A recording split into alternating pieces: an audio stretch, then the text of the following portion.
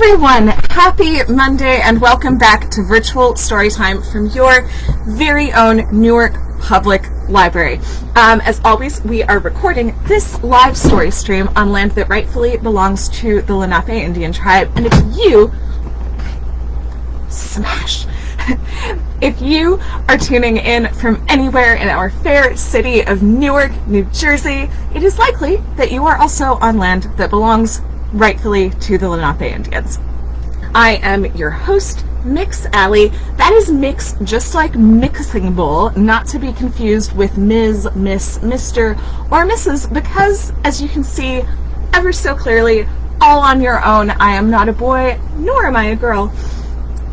I'm a unicorn, and my steadfast storytelling companion is a boy unicorn. Please put your hands together for the one and only Jonathan Van Unicorn.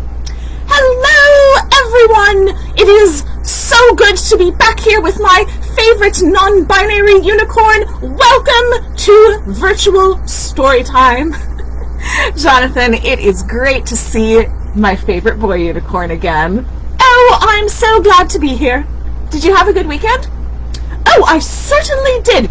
Yes, I've been looking into causes that I can march for. Have you really?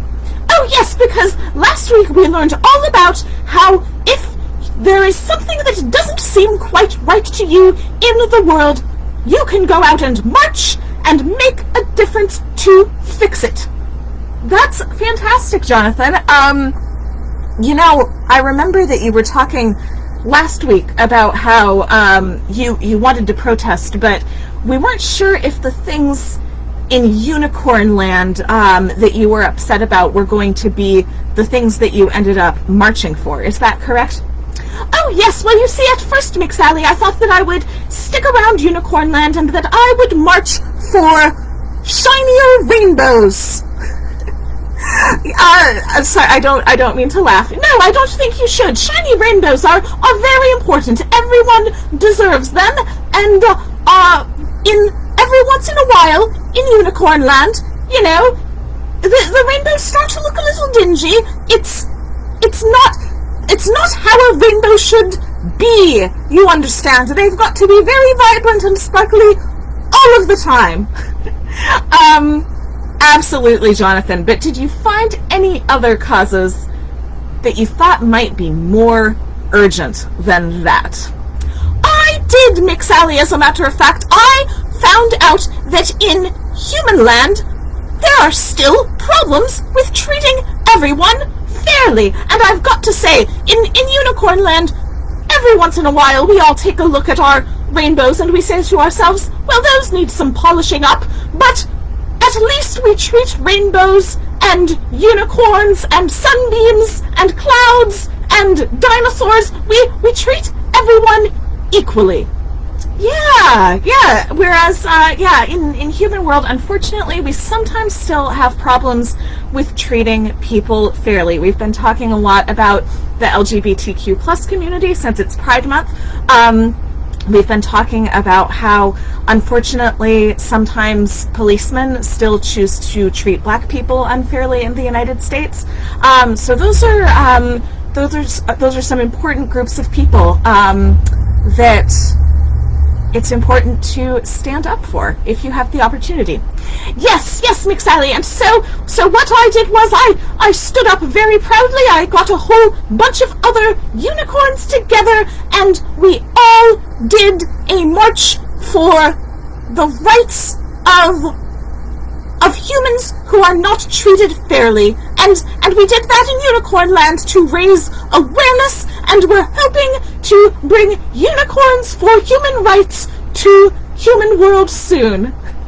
Jonathan, I think that's great. As a unicorn who lives in Unicorn Land, you're very privileged, I guess. Oh, yes, I certainly am.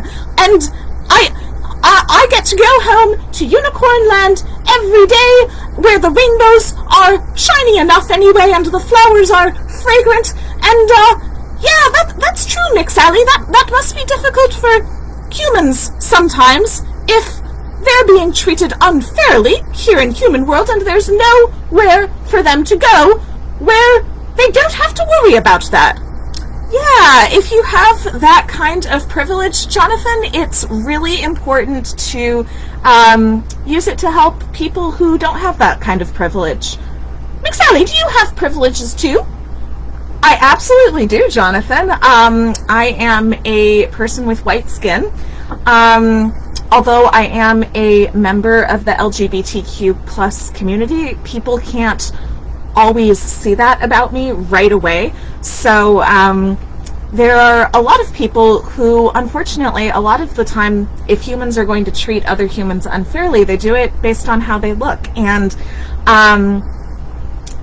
I look to a lot of people like a white person that they are going to treat the way they treat other white people, whereas the experiences of people who are visibly black or brown-skinned, people who are part of the LGBTQ plus community in more visible ways, they might have to face a lot of problems just when they leave their houses that I don't necessarily face all the time.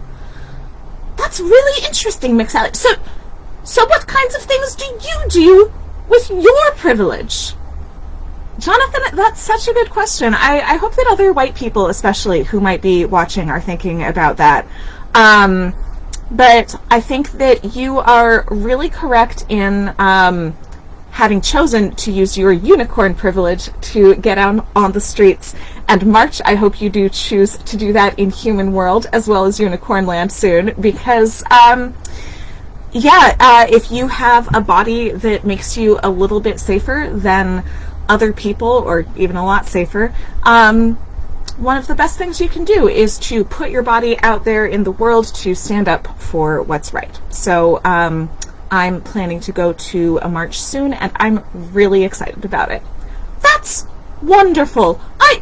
Yes, you know what? I'm really curious about this question, so anyone else who has ideas about how to use privilege in a good way, I think McSally and I would really be interested to hear about that. We absolutely would. Jonathan, are you about ready to hear a story? Oh, I am! What are we going to read about today? Well, I'm so glad you asked, Jonathan. We have 2 stories to read this morning. 2 of them! I know. They are both stories about children who are parts of the communities that we've been talking about. One of them is a black girl and one of them is a white boy, but they have something really cool in common. What is that?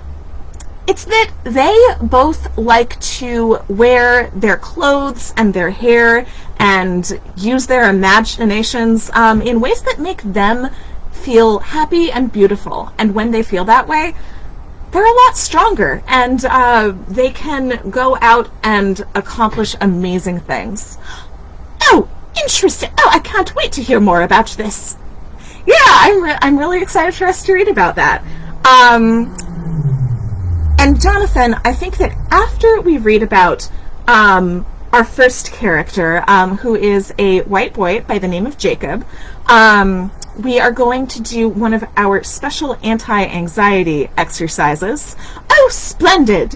Yeah, because some of the ideas in this book might be a little sad to read about, but it has a happy ending, and we will think about it together and do some anti-anxiety work in case anything we heard about bothered us after we read it. And then we are going to read a book that I think will make all of us feel really great to read. So that first book is called Jacob's New Dress. The second one we'll be reading is called Princess Truly and My Magical Sparkling Curls. And it is all about a black girl named Princess Truly who loves to be a princess. And so we'll read those books together. We'll see how both Jacob and Princess Truly feel better and happier when They can imagine themselves and present themselves to the world the way that they really feel inside. And then, how are we going to close out? Is it with a unicorn dance party? It is indeed. Oh, excellent. Okay, I'm going to go ahead and listen right now. All right, everyone follow Jonathan's lead and get really cozy. We are going to read 2 books. As we said, we're going to start with Jacob's New Dress by Sarah and Ian Hoffman with illustrations by Chris Case. And let's make sure this light is treating me and Jacob well. Yes, I think we're going to be okay. All right, here's Jacob's New Dress.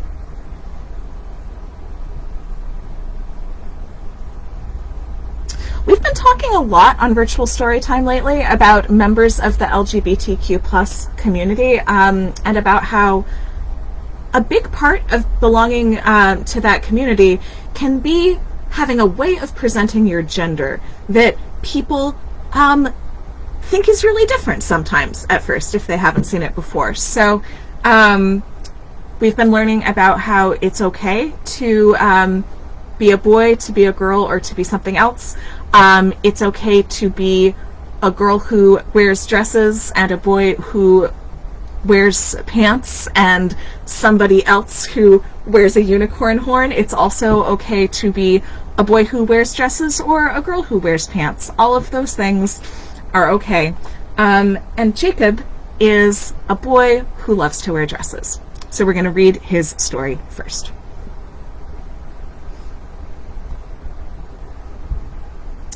Jacob ran to his friend Emily in the dress-up corner.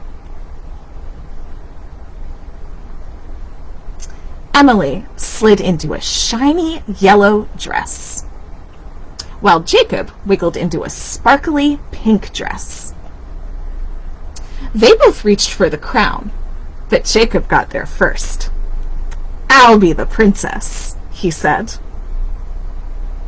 Christopher frowned. "Jacob, why do you always wear the girls' clothes? Put on the knight armor. That's what the boy wears." "Christopher, stop telling us what to do," Emily said.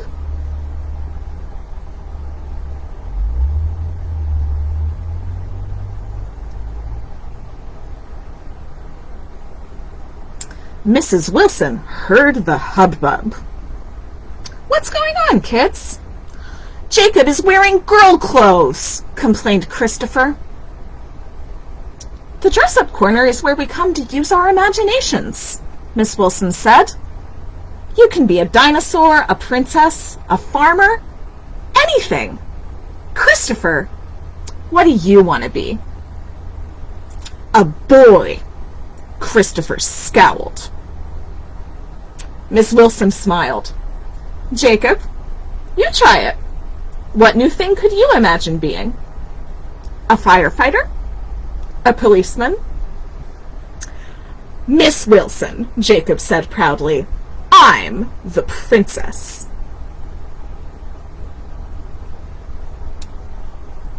Jacob already knows exactly what he wants to imagine being. "How was school today?" Mom asked, studying Jacob's face. "Was it fun?" "Christopher says boys can't wear dresses," Jacob said. "Can they?"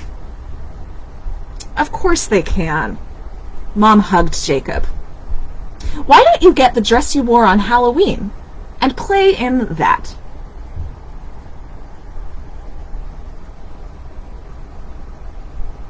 Jacob pulled on his black witch's dress and twirled.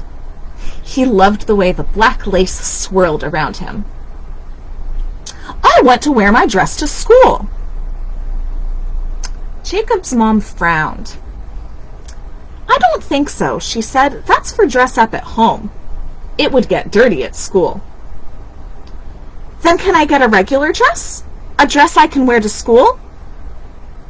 Mom was quiet. "Let me think about that," she said. "Why do you think Jacob's mom is getting quiet?"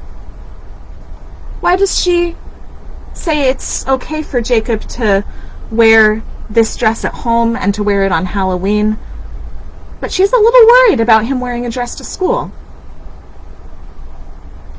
I think maybe it's because she knows that there are kids like Christopher at Jacob's school who might be mean to him if she wears a dress, if he wears a dress. And mom doesn't seem to mind if Jacob wears a dress, but she doesn't want other kids to make fun of him for it. How are they going to resolve that? Let's find out. Jacob wondered what to play next. Pirate? Princess? Bird! Heaping 3 towels onto the floor, Jacob made a nest. Then he wrapped another towel around himself for feathers. Ah, there's Jacob being a bird in a nest. Snug and warm, he imagined what a school dress would look like. The next morning, Jacob stood on the stairs, wrapped in a towel. "What are you wearing?" asked Mom. "It's like a dress, but I can get it dirty," Jacob said, pointing to the towel. "I made it." Dad frowned. "You can't go to school like that." "Put on some shorts and a shirt under that dress thing," Mom said, "and hurry. We're late for school."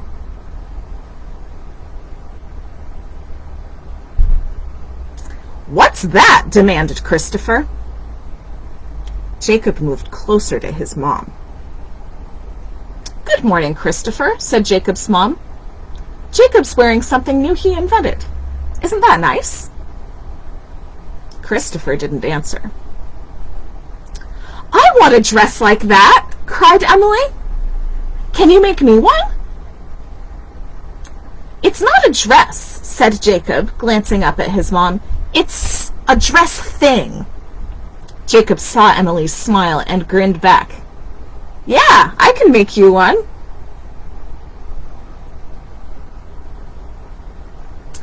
The playground was full of laughter and running feet as the children played tag. Christopher sneaked up, grabbed off Jacob's towel, and ran away whooping. "Christopher is mean," hissed Emily. Jacob watched Christopher wave the towel like a captured flag and started to cry.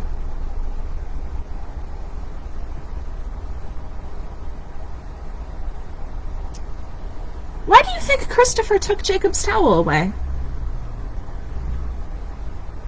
It seems like he's really uncomfortable with the idea of Jacob wearing a dress.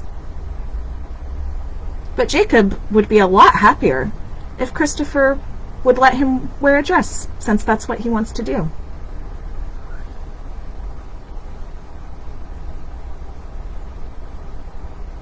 "How was school today?" Mom said.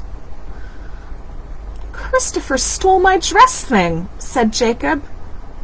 His tears flooded back. Mom hugged Jacob. "I'm sorry. Christopher's not always a good friend." "Mom," whispered Jacob, "can you help me make a real dress?" Mom didn't answer. The longer she didn't answer, the longer Jacob couldn't breathe. Jacob's mom is still scared of what will happen to Jacob at school if she lets him wear a dress to school, but it says that Jacob is so worried that he can't breathe while he's waiting for his mom to answer. It sounds like he really needs her to let him know that it's okay to wear a dress. "Let's get the sewing machine," Mom said finally. Jacob felt the air refill his body. He grinned. Mom smiled back. "There are all sorts of ways to be a boy," she said. "Right? Look at this, and now they're making a dress together. That looks so fun."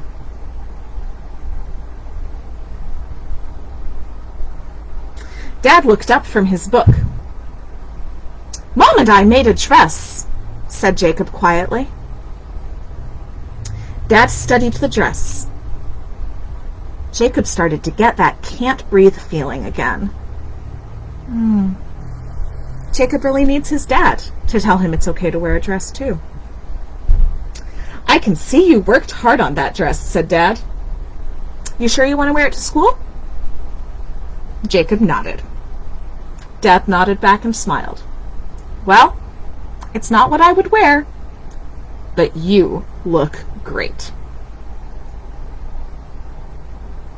So Jacob's dad is letting him know that it's okay with him if Jacob decides to be a boy in a different way than Jacob's dad likes to be. Jacob skipped up the front walk to school. He found Emily inside and showed her his new dress. They found matching colors in their clothes and they laughed. Purple and white. "Do you want to play dress up?" asked Emily. "No, monkey bars." Together they ran out to the playground.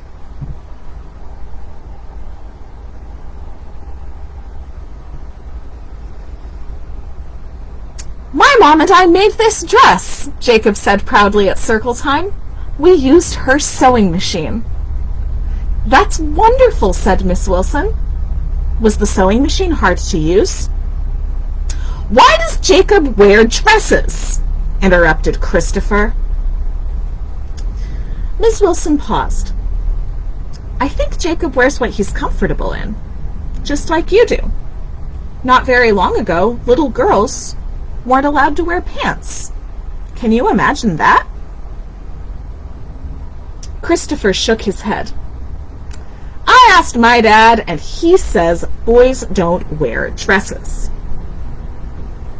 Jacob rubbed the hem of his dress, looking at the little stitches he'd sewn himself. He could hear Miss Wilson and the other kids talking, but their words sounded far away. I'm noticing there are a few times in this story when it was hard for Jacob to breathe when his parents were deciding if it was okay with them for him to wear a dress. And now when he's at school and everyone's voice sounds far away, those are some of the ways that your body can feel when you're anxious. We've been talking about that a lot lately. That's scared or worried. I hope that Jacob is able to find a way to deal with his anxiety, the way that we've been talking about doing a lot lately, because sometimes when you're doing a brave thing like Jacob is, you might get scared along the way, and it's really important to be able to keep doing that brave thing you need to do.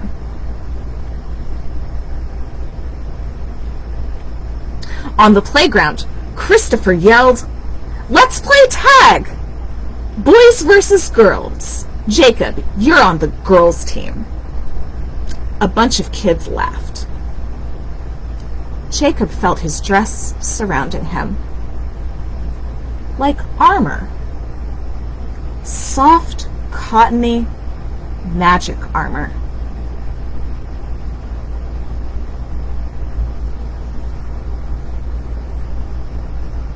"Christopher, I made this dress," said Jacob.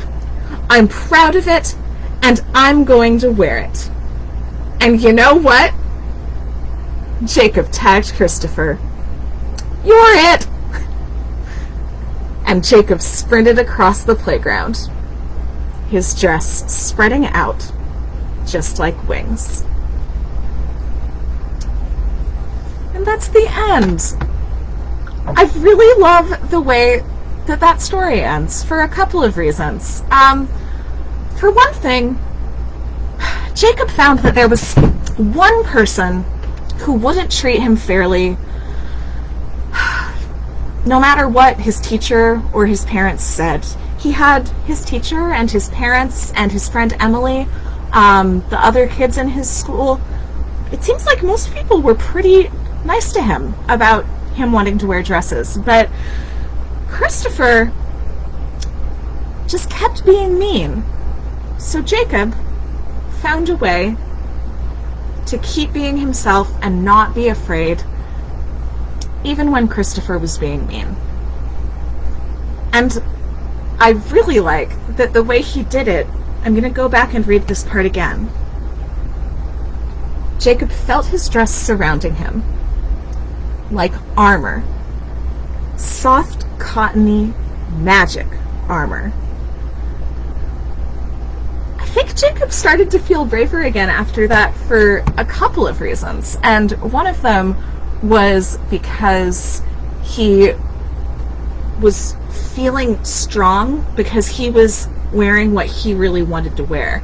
But the other reason is that he did one of the things that we've all been learning to do in order to cope with anxiety, which is he grounded himself in his body and he felt the feeling of his clothes touching him. And grounding yourself in your body and feeling the physical sensations in your body, that's one of the things that we've talked about doing. So let's just try it for a second now, both so that you have this tool anytime that you need to be brave, like Jacob did in this story, and also because if there were any parts in that story that made you feel a little worried about Jacob, now we can all remember that Jacob is safe and we are too. So let's take a minute. If you're sitting, feel the weight of your bum on your seat. If you're standing, feel the weight of your body on your feet. Feel how you're just safely being held down. And then see what else you can feel. Do you feel the floor on your feet? Do you feel, I feel a cushion under my bum? Maybe like Jacob, you have clothes that you can feel touching your body.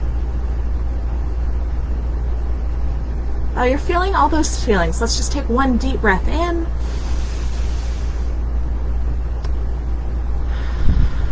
And let it out. Nice work. I hope that made all of you feel just ready to face whatever comes your way today. Now, I promised you a second story today, and I am not going to let you down. This is one of my favorite books to read, and it is called Princess Truly and in My Magical Sparkling Curls.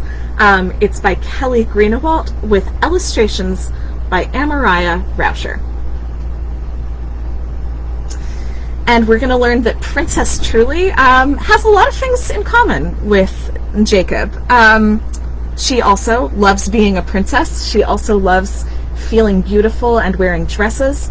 One thing that you can tell right away is different about her, though, is that Jacob was a white boy and Princess Truly is a black girl. And we are going to learn how being a black girl with beautiful curly hair is part of what makes Princess Truly feel strong, just like wearing his dress made Jacob feel strong.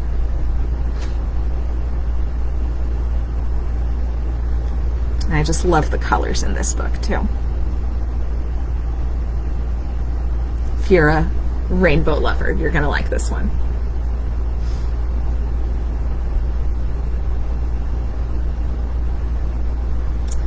I love my fluffy, puffy curls.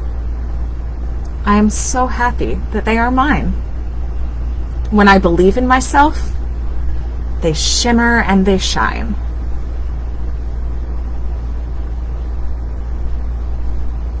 I am bright and I am brilliant. I can do extraordinary things. When my hair sparkles and glows, I can soar without wings. I wonder what I'll do today. There is so much to explore. A little bit of magic. And I'm on a dinosaur.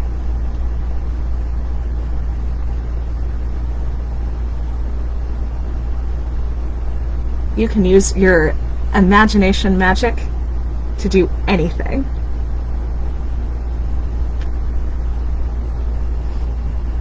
We play hopscotch and hide and seek, and then we have a race.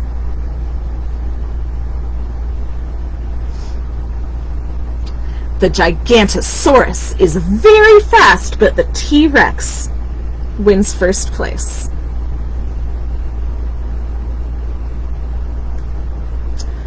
Ooh, next I explore the pyramids and discover ancient halls.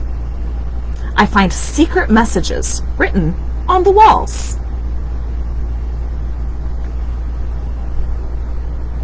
I am smart and I am clever. I can crack the code. I uncover mysteries written long ago. Look at Princess Truly go, and look at all of her imaginary friends helping her out in her adventures.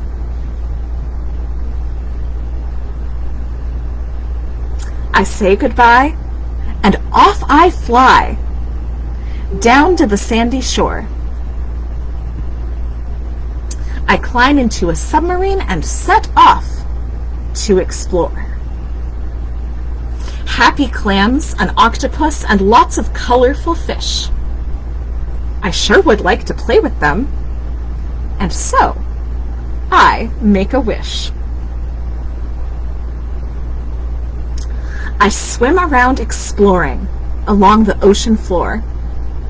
I discover new sea creatures that no one's ever seen before.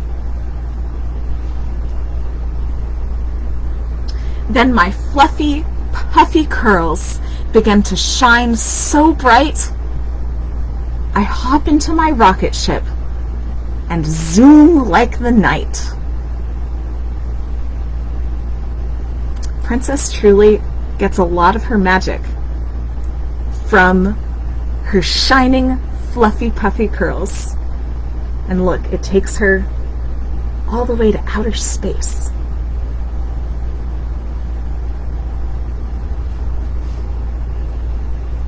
I fly across the galaxy.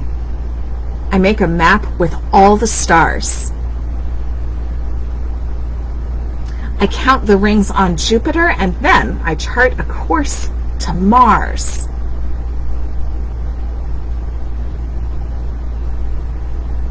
I want to hear some music, and so I start a band. Just a touch more magic, and we begin to jam. We rock and roll and draw a crowd. Our fans are cheering very loud.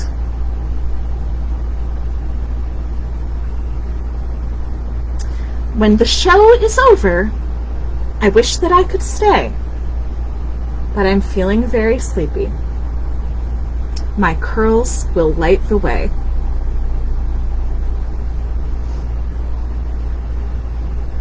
I love my fluffy, puffy hair. It is truly divine. When I believe in myself, it shimmers and it shines. And that is the end. I hope that all of you enjoyed both of these stories about children who probably have some things in common with you, who feel strong when they believe in themselves. So if you want to think about these stories some more, maybe think of something that makes you special, that also makes you feel strong. And we'd love to hear about it in the comments if you decide you'd like to share.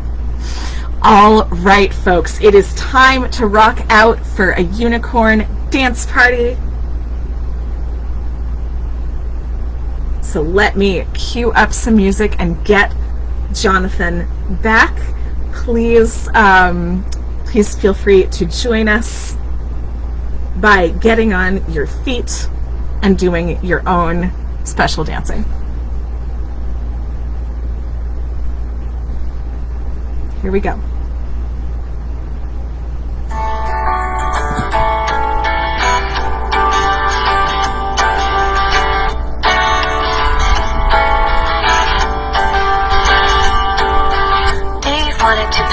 princess with the crowns and castles crowd.